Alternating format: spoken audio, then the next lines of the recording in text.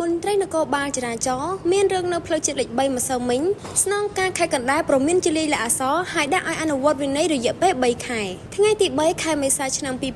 2025ការិយាល័យបុគ្គលិកនៃស្នងការដ្ឋាននគរបាលខេត្តកណ្ដាលបានកោះហៅកងកម្លាំងនគរបាលចរាចរណ៍ផ្លូវគោកចំនួន7នាក់ឲ្យចូលខ្លួនមកបំភ្លឺពាក់ព័ន្ធការផ្សាយក្នុងករណី Facebook ឈ្មោះលៃកុងគៀ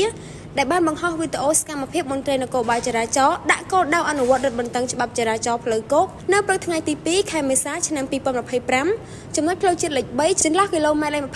28-29ស្ថិតក្នុងភូមិព្រៃទទឹងឃុំត្រពាំងវែងស្រុកកណ្ដាលស្ទឹងខេត្តកណ្ដាលនៅរសៀលម៉ោង 14:00 នាទីថ្ងៃខែដដែលក្រុមការងារថ្នាក់ស្នងការដ្ឋាននគរបាលខេត្តបានធ្វើការស្រាវជ្រាវបឋមក្រោយពីសាកសួរនិងឆែកបំភ្លឺរួចមន្ត្រីនគរបាលចរាចរណ៍ដែលមានការពាក់ព័ន្ធក្នុងហេតុការណ៍ខាងលើត្រូវបានប្រមានជាលាយលក្ខអក្សរលើកទី1ចំនួន4នាក់និងអប់រំធ្វើកិច្ចសន្យាចំនួន3នាក់ហើយដាក់ឲ្យអនុវត្តរយៈពេល3ខែនៅការិយាល័យបុគ្គលិក